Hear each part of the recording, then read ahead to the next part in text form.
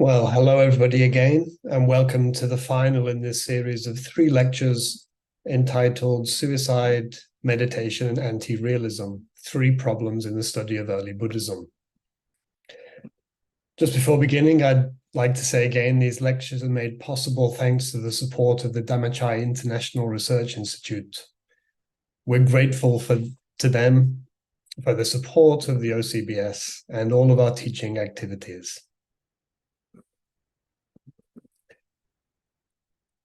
So this is the final lecture. The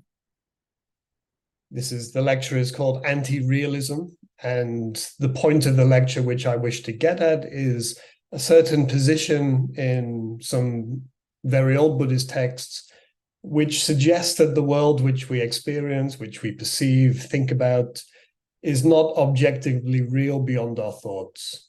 Liberation is the cessation of this delusion. And that is nirvana, according to this strand of early Buddhism.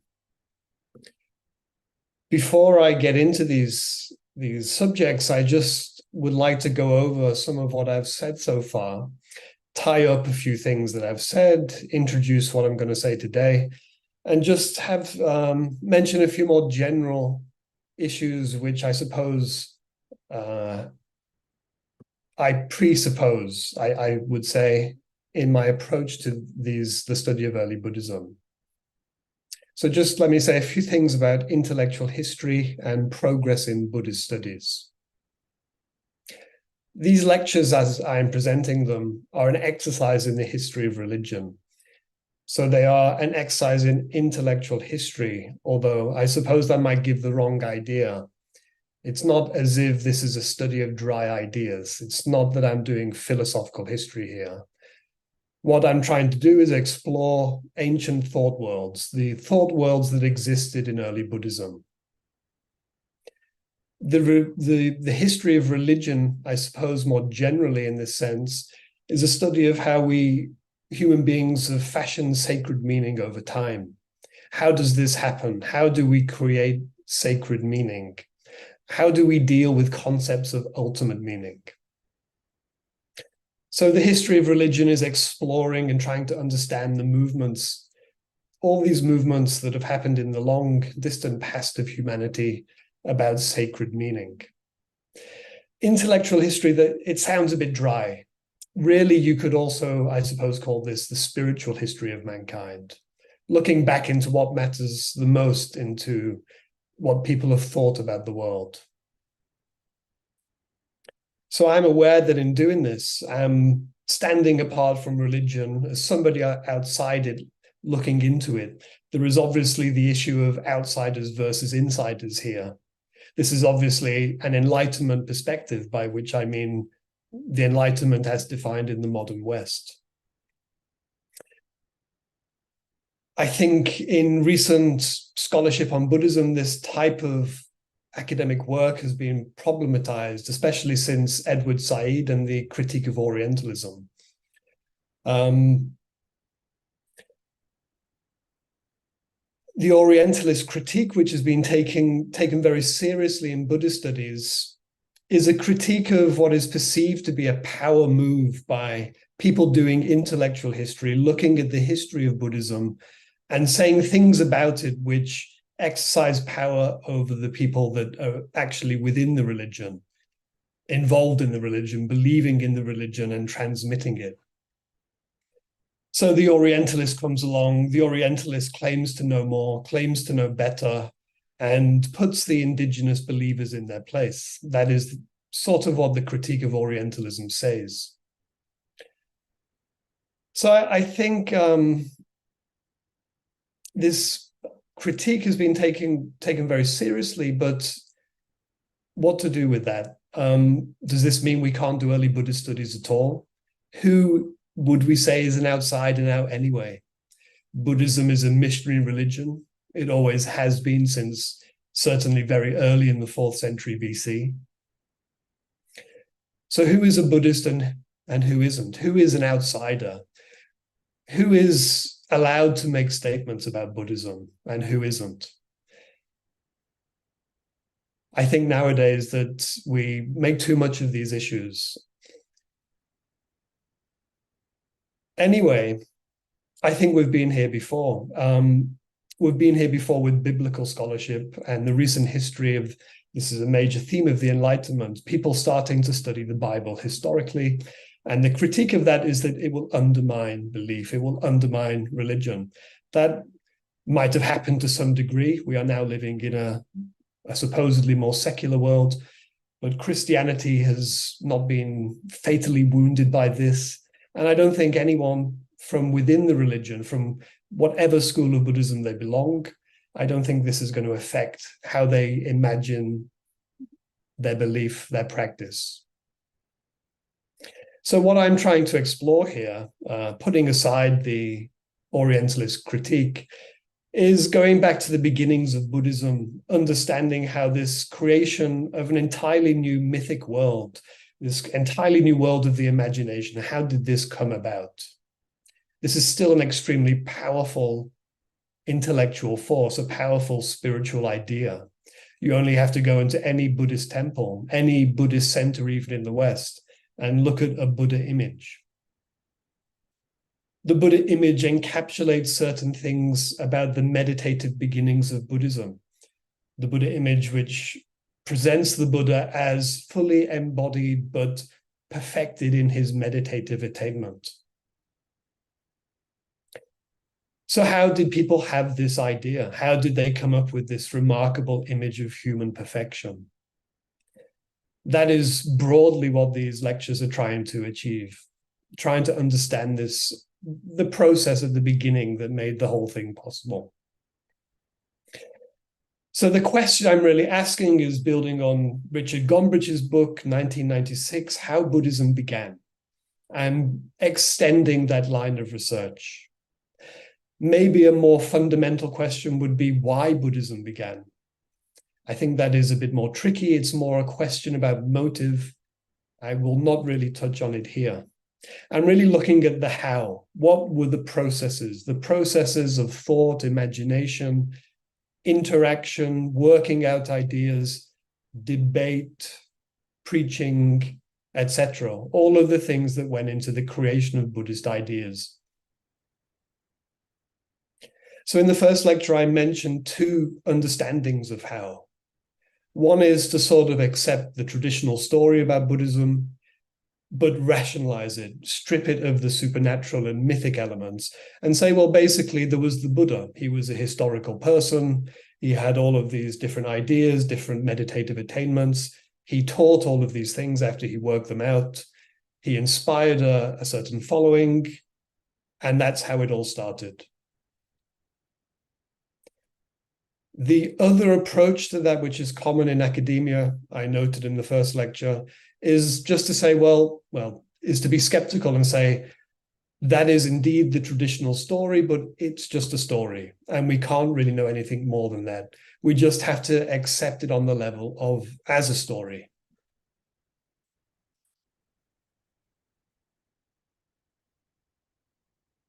So I think the striking thing about both of these completely opposite, completely different ways of seeing the Buddha myth, the Buddha, the story of the Buddha, is that they don't allow really any progress in Buddhist studies. If you're a skeptic, you say we don't know anything and we never will. So there's no progress. There can't be any real progress.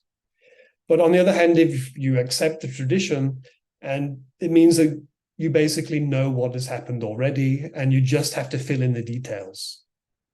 So in either case, there is not really progress.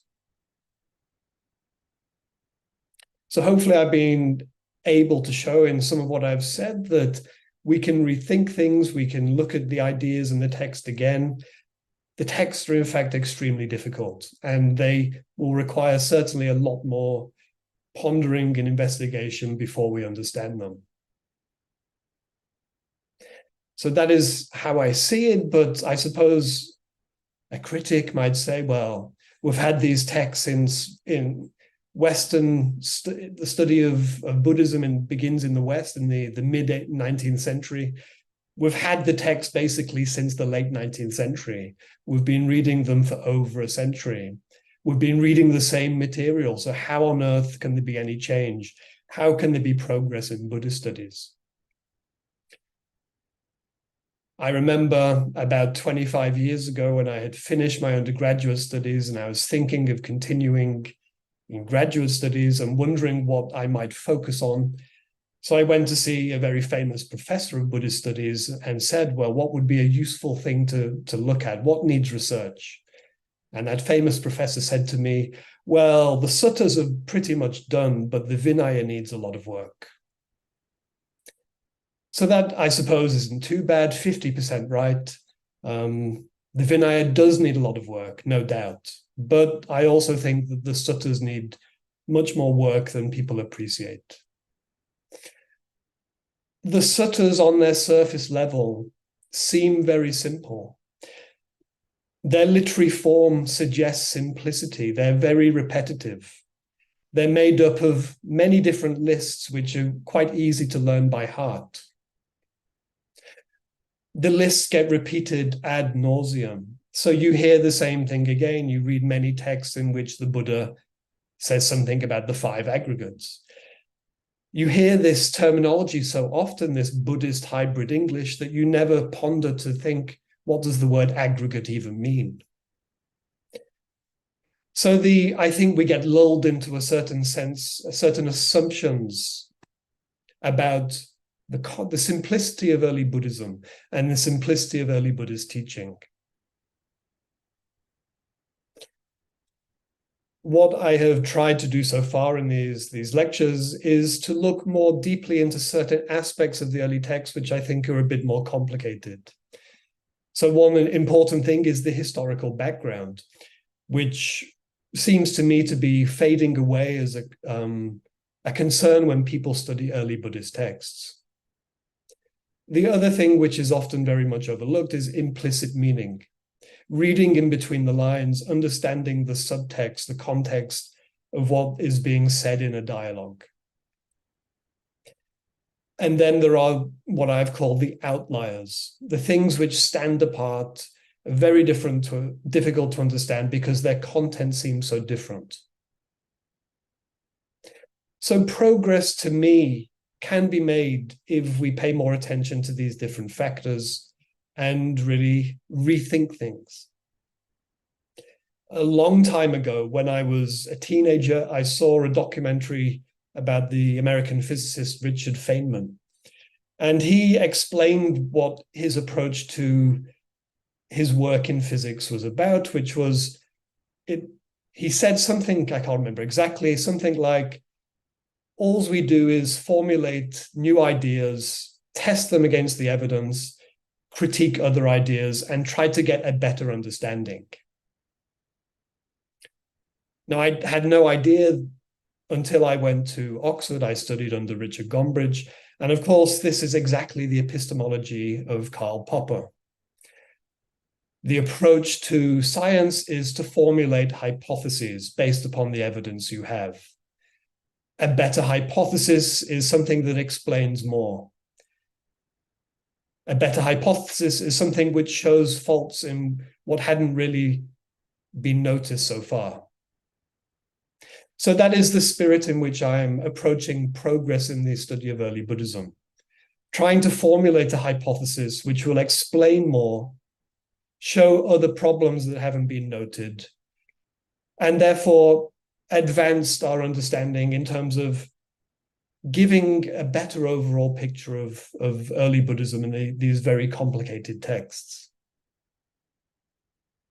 So in this type of work, this type of progress, constructive criticism is extremely important. Not just saying somebody has a bad idea or saying what's wrong with an idea, but being able then to say, but this is problematic because here is a better idea. Here is an idea which explains more and has fewer problems involved in it. In the previous lecture, I mentioned, I suppose I was trying to be critical in a constructive way by critiquing the recent thesis by Johannes Bronkhorst of Greater Magadha.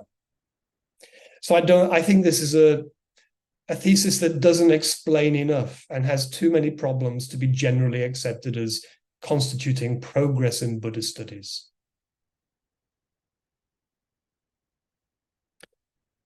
So just to remind you of what I said very briefly, the thesis of Greater Magadha, you have the imagination of two completely separate cultural zones. You have a Vedic zone to the west and the cultural zone of Greater Magadha to the east.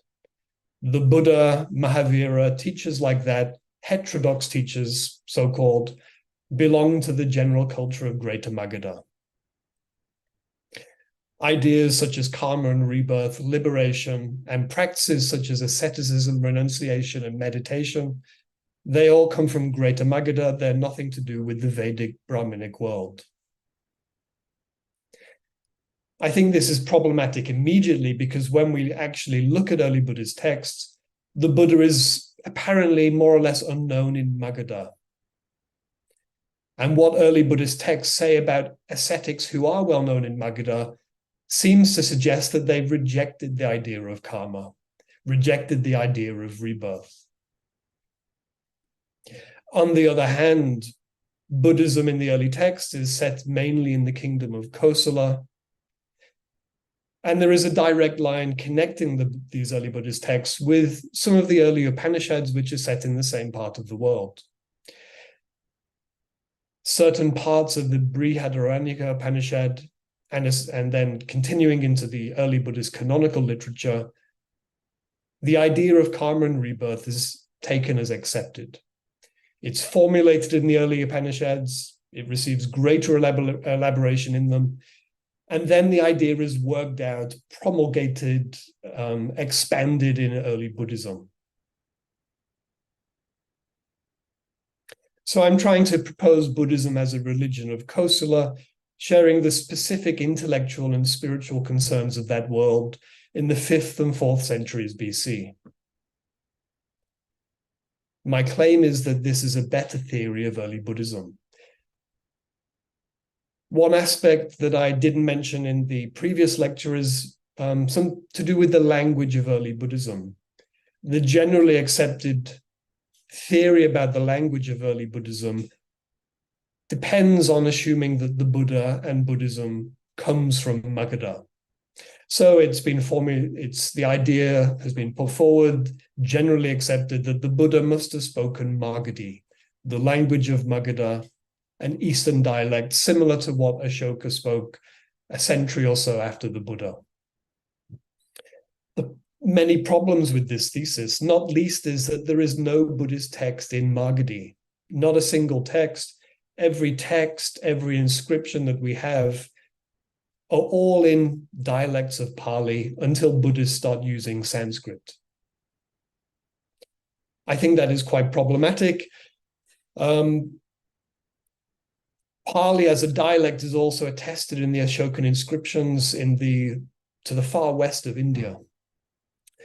Well, I would say the inscription of Girna shares resemblances with Pali that put it in the same linguistic world. Anyway, the idea of what was the language of early Buddhism and debates about it have been continuing in the Journal of the Oxford Center for Buddhism very recently. So anybody interested in that can pursue those ideas there. I will just say here that I more or less accept the idea of T.W. Rhys Davids, who proposed over 100 years ago that the Buddha spoke a dialect of Kosala. Richard Gombrich has presented something very recently in his recently published work on Pali.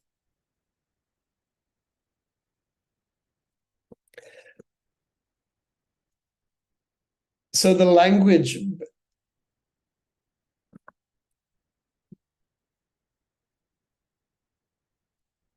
could you just hold that up again, Richard?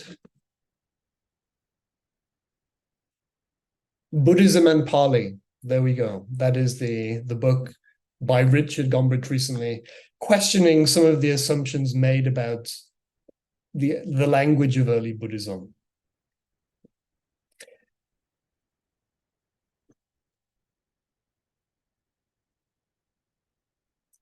All of these things which I'm saying, I treat as hypotheses to be debated. If nobody wants to debate it, well, okay, I can accept that. But debate, I hope these lectures can stimulate some sort of debate at least. Especially in this last lecture, we will get into some of the more unusual ideas of early Buddhism.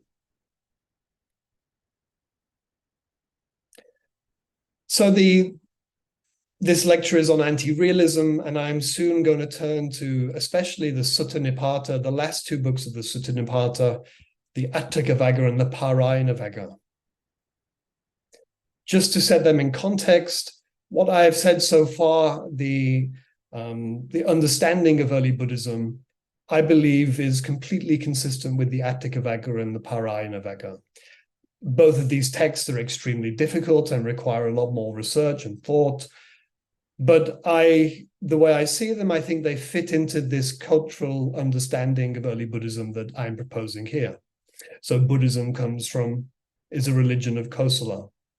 It derives from and is due largely to its interaction with speculative Brahmanism, especially the unorthodox meditative teachings which sort of spin out of the early Upanishads. So we have Brahminic wanderers, paribhajikas mentioned in early Buddhist texts by name. In the Brahmajala Sutta, we have Supiya. In the Indriya Bhavana Sutta, we have the meditation master Parasarya. Also mentioned are the ashrams of Ramaka the Brahmin and one of the Buddha's former companions in the holy life, Barandu Kalama, and who apparently had an ashram in Kapilavatthu. So I suppose this world of unorthodox meditative Brahmanism with the supposed teacher of the Buddha, Alara Kalama and Udaka Ramaputta, it must be operating, if not on the fringes of Brahmanism, but actually outside of not just orthodox Brahmanism, but Brahmanism per se. Alara Kalama is not a Vedic name. It looks like an indigenous term. So the meditative world which lies behind early Buddhism, I'm saying, is derived from Brahmanism, but is moving outside of Brahminic orthodoxy. It probably has done by the time the Buddha renounces and goes on searching for awakening. The Buddha is meant to encounter this world, these meditative states called formless meditations with their ideal, the cessation of perception and feeling. And I mentioned in the last lecture, the Chula Sunyata Sutta of the Majjhima Nikaya, its description of how meditating on an object, a sort of uniform object similar to the earth, devoid of any funny bits, any disturbance which would contribute to a disturbance in perception. So this sort of meditating on objects, I am also connecting with the pre-Buddhist meditative background. So these practices are in and around Buddhism in its early days. The Buddha must know about them, his followers must know about them. Probably a few generations after the Buddha, a meditator of this type of practice is the Buddhist bhikkhu Godika, who commits suicide whilst he is in a state of meditation he believes to be liberating. So Godika is one of these people who's been influenced by the non-Buddhist meditative practices. Narada, another Buddhist bhikkhu, seems to be a practitioner of these non-Buddhist practices, and he is located in the capital city of Rajagaha, of Pataliputta, in about the mid-4th century BC.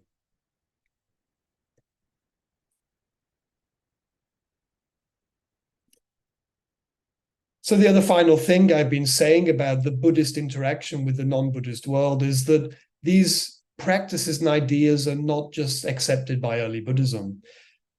They are critiqued, they are debated, they are rejected, and somehow some of them are also accepted.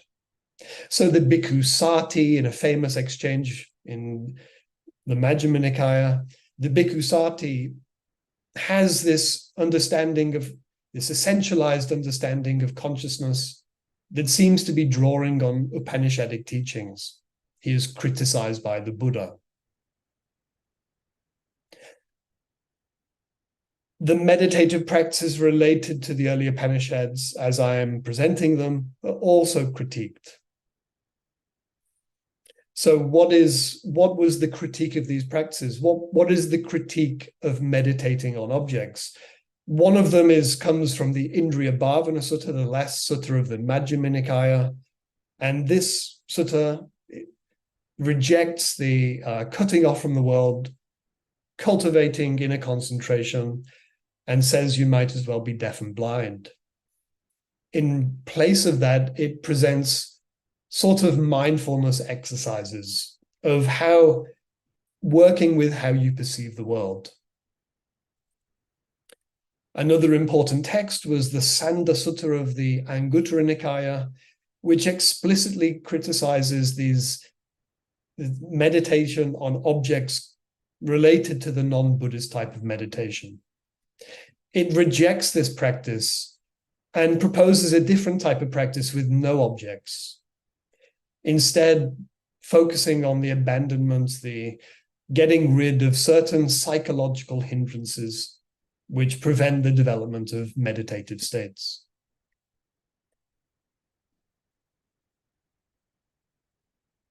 So I left the last lecture at this point with the Sanda Sutta. Its understanding of meditation I related to the 4 jhanas, said to be the Buddha's original discovery, also presented in early Buddhist texts as being a sort of process that develops without any type of object of concentration. A process which is a sort of process in mindfulness which leads to absorption. So I want to, in this final lecture, just explore this world of this type of thinking a bit more. I want to look at similar ideas which are stated in these final 2 books of the Sutta Nipata and try and draw out a few of its different meanings. So in particular, there are 3 things I'm going to focus on here. Just let me bring up my presentation.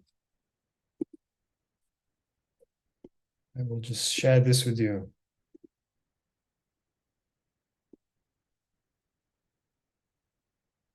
So in the final books of the Sutta Nipata, not by all means, these final 3 books cannot be limited to just these ideas, but 3 core ideas are as follows. Its understanding of meditation is that a careful process of mindfulness and attention to psychological states is that which begins the process of meditative transformation. The second point is that this results in a transformation that puts a person in a sort of ineffable state. So the conclusion of the Buddhist path is not a type of knowledge, but it is the Buddhist bhikkhu in a state of meditative cultivation is somehow ineffable, cannot be defined. And finally, the underlying metaphysic of ineffability, I will say, is anti-realism. The bhikkhu is somehow outside the world because the world we experience isn't actually objectively real.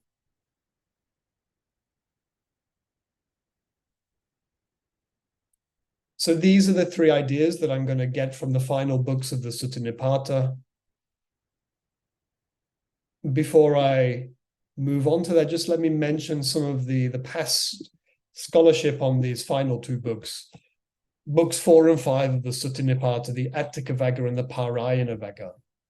This is certainly not exhaustive, but in chronological order, I suppose the most important contribution must begin with Gomez's famous 1976 article, Proto-Madhyamaka in the Pali Canon. I will mention a little bit more about that in a moment, but for Gomez and also for Vetter, the Atthakavagga and also the Parayanavagga are so unusual. They're so irregular in the wider world of early Buddhist teaching, that for Vetter, they must be non-Buddhist. So for Vetter, the mysticism of the Atthakavagga comes from without and is close enough to Buddhism to be accepted by Buddhists. For Gomez, the ideas are so different, they are closer to early Mahayana ideas, which are later taken up by Nagarjuna and the Madhyamaka tradition. Grace Burford's 1991 monograph is important. One of her main points of this book is that the ideal, the spiritual ideal of the Atthakavagga is not transcendent. The idea is not to transcend the world of samsara and attain the end of rebirth. Nirvana is not a metaphysical goal. Nirvana is rather it's a style of life. I don't think she puts it quite like that, but let me put it like that. Nirvana, the way of the bhikkhu, is a vocation, and Buddhism in the Atthakavagga is not metaphysical. Just jumping to the book by Gil Fronsdal from 2016, he really builds on this idea of the Buddha before Buddhism. The Atthakavagga is something that is so different, it must go back to the early phases of the Buddha's career. And I think he draws a lot from Burford and interprets it in the Atthakavagga, especially in a very non-metaphysical way. More recently, slightly before, just let me jump back. Lance Cousins' 2013 article mentions the Atthakavagga and Parayanavagga briefly. His article, The Early Development of Buddhist Literature and Language in India, is extremely important, groundbreaking in many ways. He doesn't take it serious, the idea of the difference of the Atthakavagga seriously, and he doesn't in fact mention it. But for Cousins, the Atthakavagga is not early. It's not an early Buddhist. It should not be regarded as among the early Buddhist texts. I will come back to that in a minute. Rupert Gethin builds from basically the same position and critiques my own work on parts of some of the dialogues in the Parayanavagga, the 5th book of the Sutta Nipata. And yes, finally, Ivayata Schulman has written a couple of useful articles recently. He does not mention the work of Gomez, Vetter, or Burford. There are references to those works, but no serious discussion of them. And therefore, he doesn't see the Atthakavagga or the Parayanavagga as non-metaphysical. He doesn't see them as in any way different from the general trend of early Buddhism. I just would like to focus a little bit, fairly closely, in fact, on what Lance Cousins has said about the scholarship of these last 2 books of the Sutta Nipata. So let me read this. This is, I think, that represents the view of probably a lot of scholars of early Buddhism. The primary arguments that are advanced for the antiquity in particular of the Atthakavagga and the Parayanavagga are 2. The first is the fact that they are referred to in relatively ancient sources, in Pali in the Sangyutta Nikaya and the Anguttara Nikaya, as well as elsewhere. Against this is the fact that they appear unknown to the Majjhima and Digha Nikaya. This does not support a very early date. The second and most frequent advanced argument is the relatively archaic nature of their language. There are two comments I would like to make here. In the first place, we must note that verse texts are more likely to preserve archaic language forms than prose texts. I would therefore expect the verse text to look more archaic than a prose text of the same date. Secondly, if the separate verse texts were not part of the systematically preserved canon, as envisaged above, that is Lanskousen's theory about the composition and the transmission of the prose sections of the early Buddhist canons. So if the Atthakavagga and Parayanavagga were verse texts, they may well have been written down at a much earlier dates than the suttas, which had long been preserved through oral chanting in the Bharnika institutions of the Sangha. It is important to appreciate that a chanted text simply evolves in linguistic form with the passage of time as the language itself evolves. There is no need for any process of translation. I'm speaking for Lance here, let me spell out very clearly what I mean. I see the main part of the older suttas in the Nikayas as in existence from, say, the 4th century BC. Verse texts not part of the systematic repertoire of the monastic chanters might have evolved by, say, the 3rd century BC.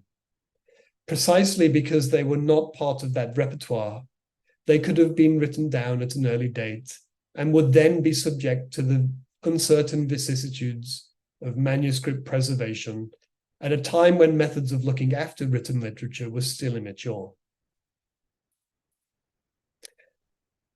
This perception of the Atthakavagga and the Parayanavagga is interesting, but of course there is no evidence whatsoever for it. There is no evidence whatsoever that these two books, like other verse texts, were written down before any of the other Buddhist texts, which were supposedly written down in the 1st century BC. So to propose this very different form of transmission of verse as opposed to prose seems a bit problematic to me. There is no evidence within the canons whatsoever for it. The evidence that we do have, as many people have pointed out, is that these two books somehow stand apart from the other books of the canon. Cousins doesn't mention the fact that the Atthakavagga and Parayanavagga are also distinguished by the fact that the early commentary on them is also included in the Pali canon. Not only that, but the Atthakavagga in certain texts is said to have been recited in the presence of the Buddha. Now, of course, we don't have to take this idea literally, but it is something that an early Buddhist felt could be said as a sensible thing. So in the early Buddhist mind, the idea that these texts could have been recited in front of the Buddha, this is before the first sermon even, is remarkable and striking.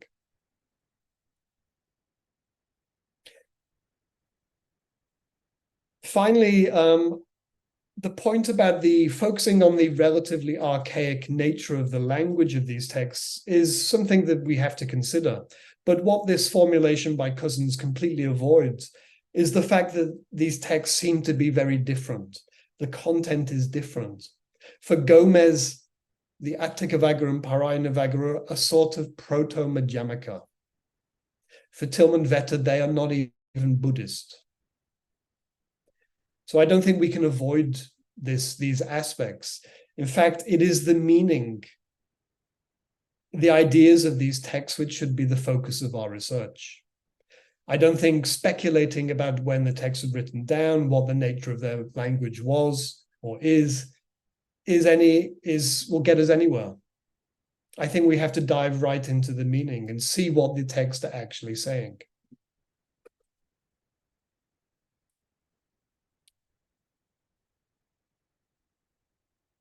This is how, just a sample of how Gomez sees the Attika and Parayana stock phrases which in the canon were used to indicate the highest knowledge, such as Janami Pasami and Jnana, were here used to indicate the false science of those who were still attached to views. Moreover, their attachment was not deemed to be merely the attachment to wrong views, but to views in general. These passages strike the reader as some of the most explicit and representative statements of an extreme apophatic tendency found elsewhere in Buddhist literature. This tendency, or is it a contemplative tradition of some kind, reappears later in the literature of the perfection of wisdom, and even more patently in the Prasangika Madhyamaka and in the various Chan lines.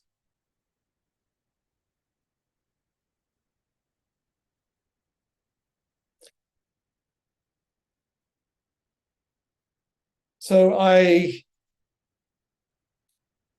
find it regrettable that this article, this important article by Gomez, hasn't really been built upon much in recent, maybe the last 30 years of scholarship in Buddhism, on early Buddhism.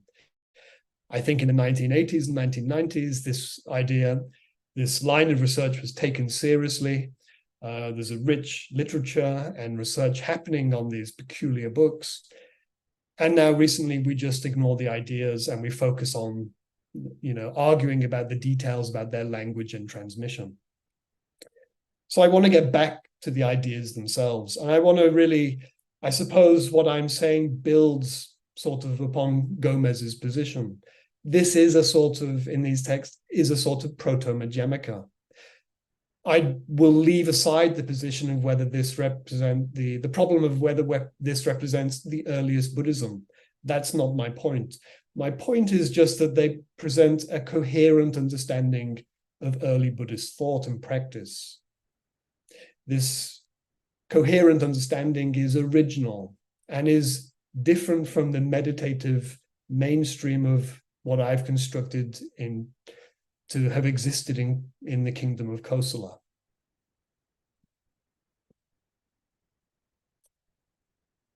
So without further ado, let me move on to some of the meditative ideas of the Sutta Nipata, the last two books.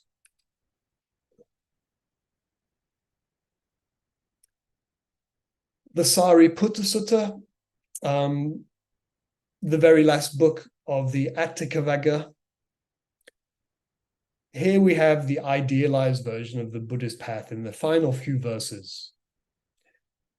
With eyes downcast, not footloose, devoted to jhana, being very watchful, practicing equanimity, committed to absorption, he should cut off remorse, which depends upon thought. So I think in this verse, it brings together the approach to meditation, which I'm saying is original in early Buddhism. The focus is very much on mindfulness, attention, being watchful. This process of attention should be focused upon negative psychological states such as remorse. Ultimately, this will lead to the cutting off of thought and the development of absorption.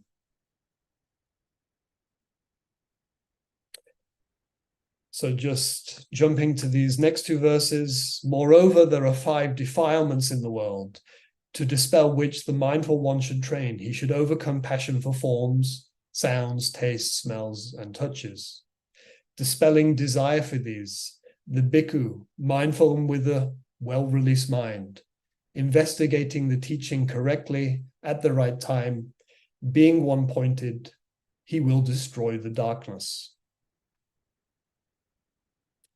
Now, I appreciate that when we are looking at this, these are, of course, exhortations to spiritual practice. We cannot expect complete doctrinal statements.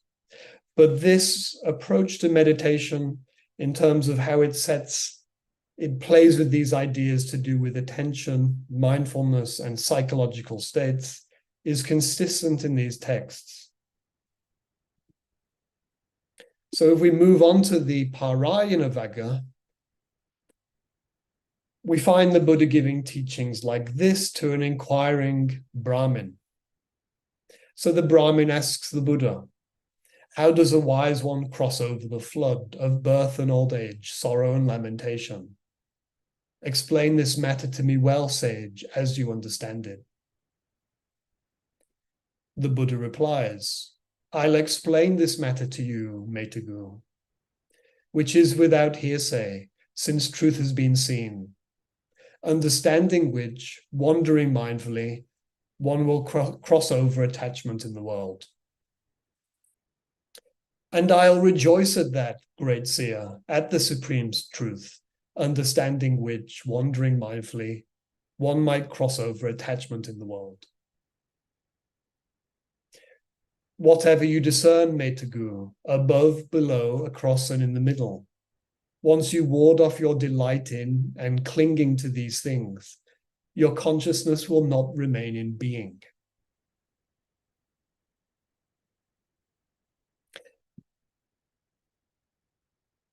This exchange between the Buddha and this person called Metagu, apparently a Brahmin inquirer of the spiritual path, I detect traces of sarcasm here.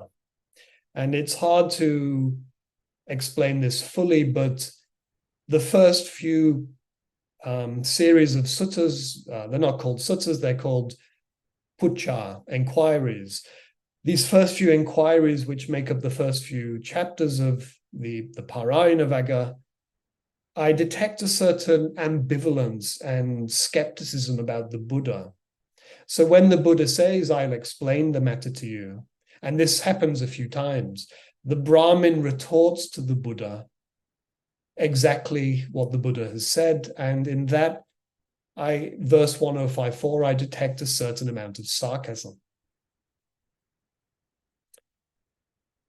Anyway, be that as it may, showing that would require a careful contextual form of scholarship where I read in between the lines. But here we have an inquirer. He wants the key to the spiritual path. And the Buddha presents it in verse 1055 as simply not having desire for things, as simple as that.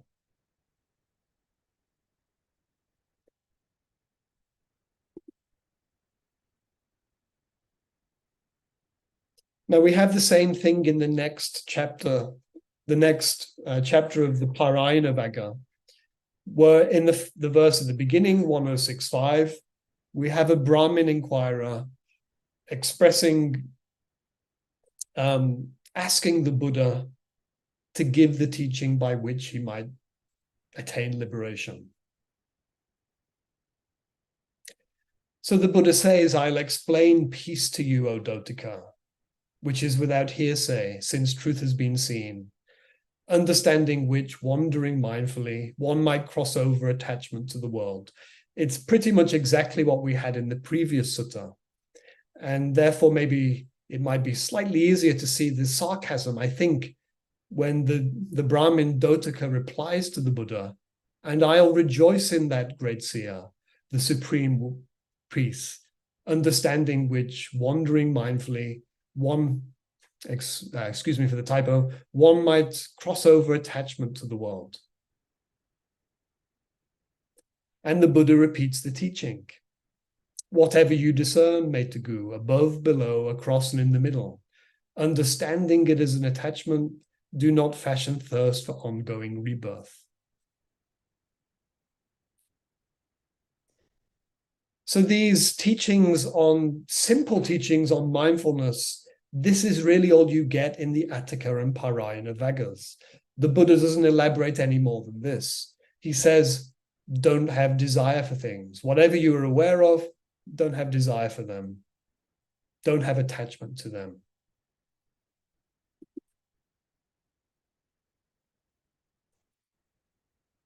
So in the dialogue with the Brahmin Upasiva, we have a question specifically about a meditative practice.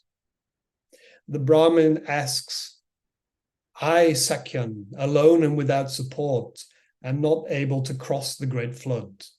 O one with complete vision, tell me the object, supported by which I might cross over the flood. And the Buddha replies, observing nothingness and mindful, Upasiva, supported by the thought, it is not, you may cross over the flood. Abandoning sensual desires, abstaining from chat, observe the disintegration of thirst day and night. Now, this might be the closest thing we get in these two books to a practice, an actual practice of meditating on an object. The word nothingness might indicate a pre-Buddhist goal of the Buddha's apparent teacher. But it is clear that the Buddha at the same time is proposing a sort of mindfulness, maybe using a type of practice as a basis from which to observe desires, to observe the cessation of thirst.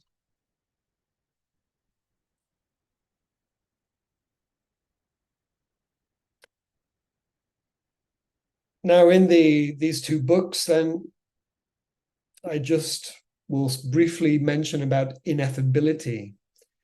And in the previous lecture, I mentioned the Sanda Sutta, talking about the gods Indra, Brahma, and Prajapati, worshipping the Buddhist meditator, saying, homage to you, thoroughbred of men, homage to you, supreme of men, who meditates, but dependent on which object of meditation we do not understand. Now, this recalls the very famous statement in the Alagadupama Sutta, where the gods Indra, including Indra, Brahma, and Prajapati, cannot trace the bhikkhu released in mind, saying the consciousness of the Tathagata resides here. What is the reason for this? O bhikkhus, I say that a Tathagata is untraceable in the present. Now, this motif of the gods, including Indra, Brahma, and Prajapati, is actually extremely rare in early Buddhist texts. Maybe a handful of texts you have this motif. So I think maybe we can, if we connect these texts, I think we can. It's telling us that the gods cannot rationally understand Buddhist meditation, which has no object. They cannot understand either the state to which it leads, which is the liberated person is in a sort of ineffable state.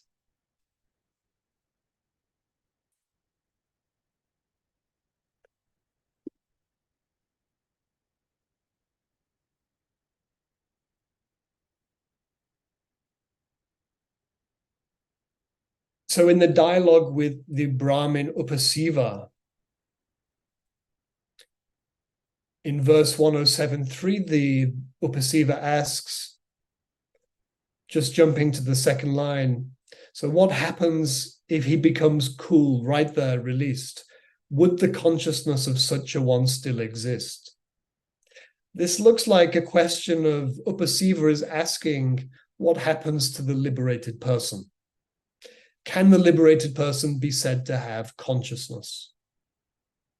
And the Buddha replies, just as a flame thrown back by the force of wind goes out and cannot be reckoned, so the sage is released from the category name. He goes out and cannot be reckoned. So this motif, this image of the flame gone out, famous in early Buddhist literature to indicate the ineffable state of the liberated person. It's important to note here, I think this dialogue is talking about the person liberated in life. As in the previous citation from the Alagadupama Sutta, the gods cannot find the person liberated in life. They cannot establish where his consciousness is.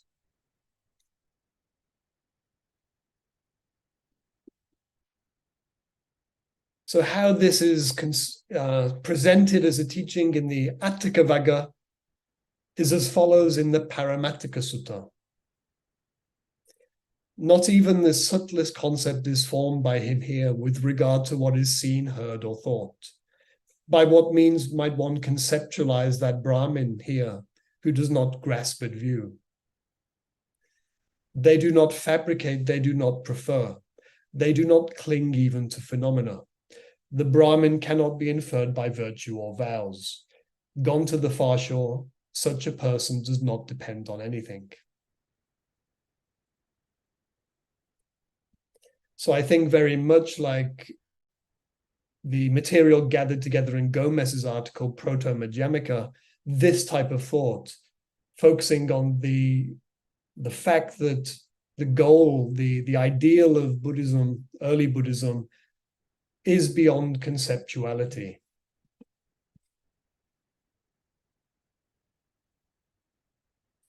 So this brings me to anti-realism. If a person is beyond concepts, if the goal is understood as the cessation of conceptuality, what are the metaphysics of this? What does it mean to go beyond ideas? Well, here is a teaching that will not explain that, but it is illustrative of the general trend of thought. So the Buddha is asked a question in verse 873. Form disappears for a person with what mode of knowing? How do happiness and suffering disappear? Tell me this, how it disappears. We should know that. My thought is thus. And the Buddha's reply is not aware of conceptualization, not aware of misconceptualization, not insentient, not aware of what is not. Form disappears for a person whose mode of knowing is thus. For proliferation and reckoning have apperception as their cause. Now, I'm not going to try and explain what this means. Lots of people have tried to do that. But I think there are 2 points. The first is that the person is aware. The person is sentient. The liberated person. The liberated person for whom form disappears. This is something to do with a transformation in how his mind works. The forces of mental proliferation, ideas, ideation, and reckoning, which are based upon apperception, they have somehow ceased for the liberated person. So with this, we're starting to get close to the metaphysics of ineffability.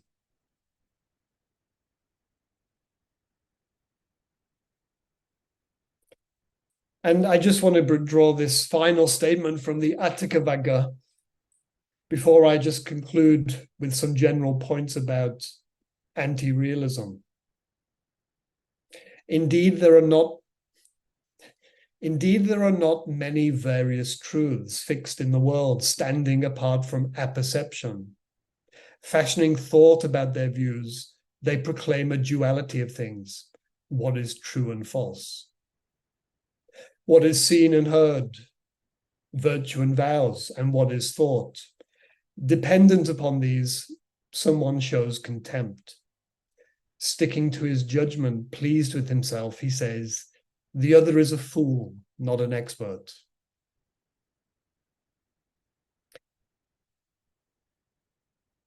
Now, this critique of verse 886, there are not indeed many various truths which stand apart from apperception. So the world of truth and falsehood and all of this experiential world we have is somehow dependent upon apperception. Apperception, the way in our minds and our cognitive processes deal with our experience and make it knowable. Now, there is no metaphysic stated here in the Atthakavagga. What we have is a lot of stuff about mindfulness as a vocation, ineffability as the result of that vocation, the result of the path, and a few suggestions about the metaphysic lying behind it. So I think here in verse 886 is about as suggestive as it gets. Truth the things, the ideas we have, they depend upon, they're not intrinsically real. They don't exist apart from our minds.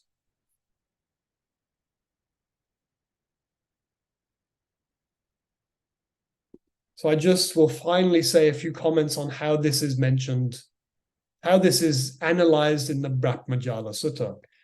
Now, this is a really important text for the Madhyamaka tradition. It's one of the only texts cited by Nagarjuna in his Mula Madhyamaka Karika.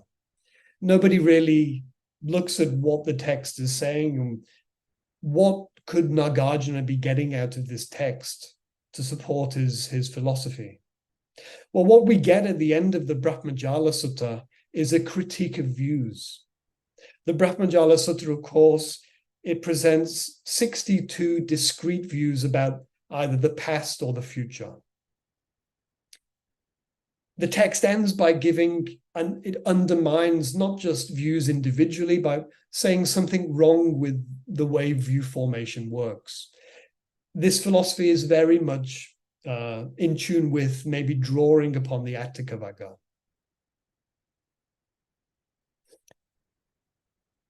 So the critique begins by saying the ascetics and Brahmins who form ideas about the past, future, or both, having views about them, making various claims referring to the past, future by means of these 62 statements. It is because what is sensed by them who have no knowledge and vision, who are full of thirst, what is sensed by them is subjected to trembling and quivering. This is a very strange, not quite unique type of statement in the Pali Canon. It's an outlier. There are certain texts which talk about this quivering and trembling as the way our cognitive apparatus works. Whatever is presented to us in our cognition of external things is quivered and trembled. In other words, the suggestion is somehow it's distorted. The grammar of this statement is fairly complicated. I won't say anything about it, but the tad api is usually taken to agree with Veda Yitta. I don't think that's actually possible because tadapi, I just think it's an adverbial statement that we'll see is used as the text goes on. It doesn't agree with the past participle Veda Yitta, what is sensed.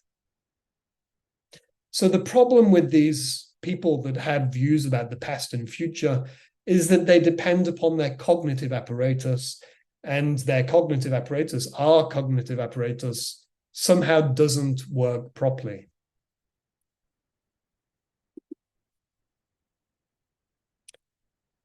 So the text, the critique goes on. The ascetics and Brahmins who form ideas about the past, future, or both, it is due to contact. And then again, the ascetics and Brahmins who form ideas about the past, future, and both, it isn't possible that they could have experience apart from contact. We're talking, the language here is virtually the language of dependent origination. Ideas depend upon sense contact. But we have just learned previously that sense contact is something which is somehow distorted.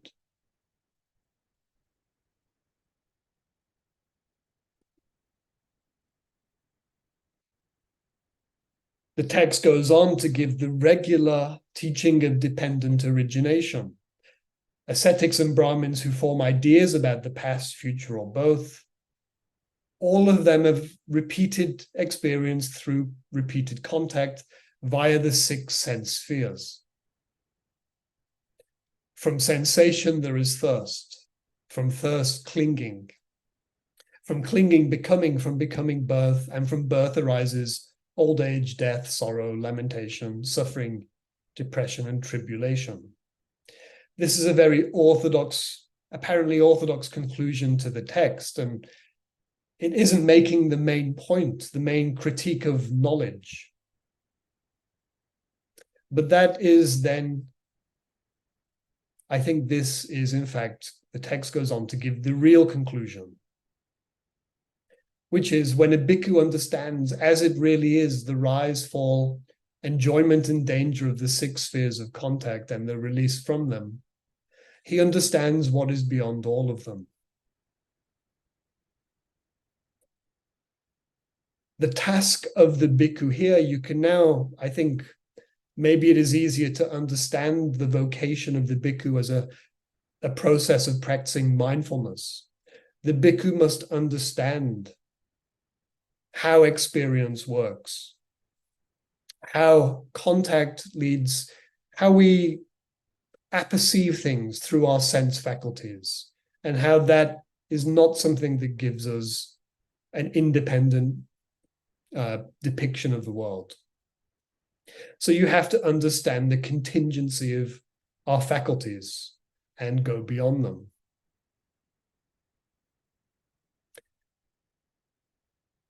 But the final quote of the below here, the ascetics and Brahmins who form ideas about the past, future, or both, all of them have been confined to the net through these 62 points. Even as they are caught up in it, they rise up. Even as they are trapped in it, they rise up. Which I will not pretend to understand. That is a very obscure statement of the Buddha. And it is only trumped by what the Buddha says after that, just before the sutta ends, which he compares his liberated state to a bunch of mangoes being cut off a tree. As long as the mangoes are attached to the tree, you will see them. When they are cut off, they're gone. Anyway, not trying to explain that. The point of the sutta, the critique of the sutta, the source of early Buddhist anti-realism is this critique of experience, this critique of view formation based upon experience of the world through our sense faculties. Our sense faculties do not give independent knowledge that is reliable. In other words, what they're giving us is something that is formed in our head. To resolve this problem, inner concentration is not the answer. The answer in the Attaka Vagga, the Parayana Vagga, is a process of mindfulness, paying careful attention to experience, especially negative psychological states. Letting them wither away and die, I suppose, would be the approach. The state of ineffability is not an absorbed state of meditation where the meditator has an experience that is indescribable. In this type of thought, and this is taken up only later in Madhyamaka, really, liberation is the stopping of normal sense, the normal functioning of our sense faculties, the normal functioning of our cognitive faculties.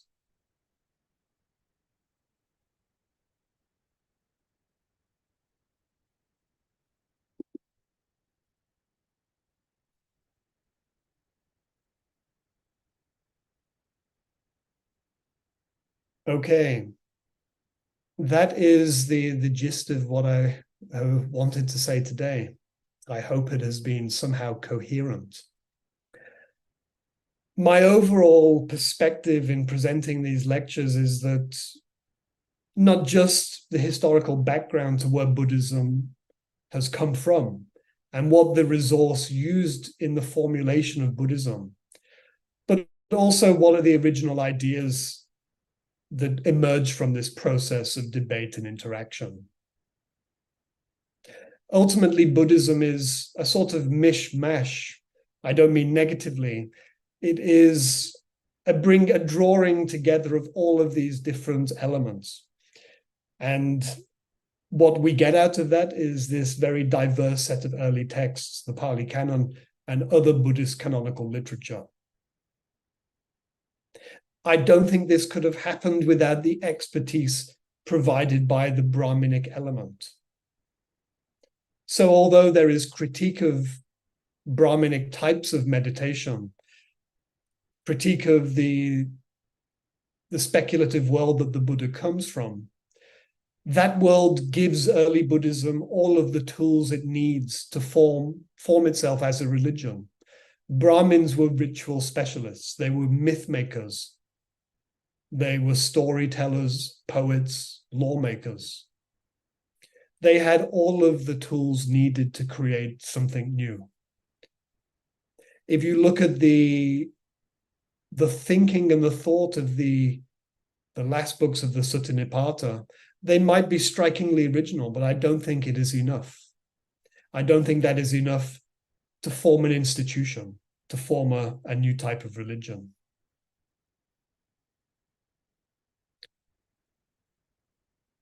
Anyway, that is another story. So I will leave that there, and hopefully I've said something about these two streams of early Buddhism, which Buddhism must be explained as a creative combination of both.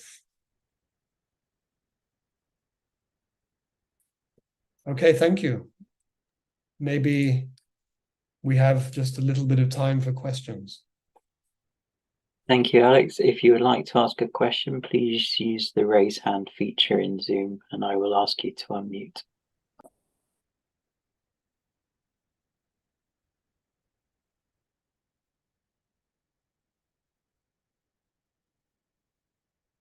Okay, that's good. I've beaten you all into submission. Great. Thank you. I'll just pass you over to Jonathan Katz. Thank you. Well, on behalf, sorry, can you hear me? Yes, you can. Yeah.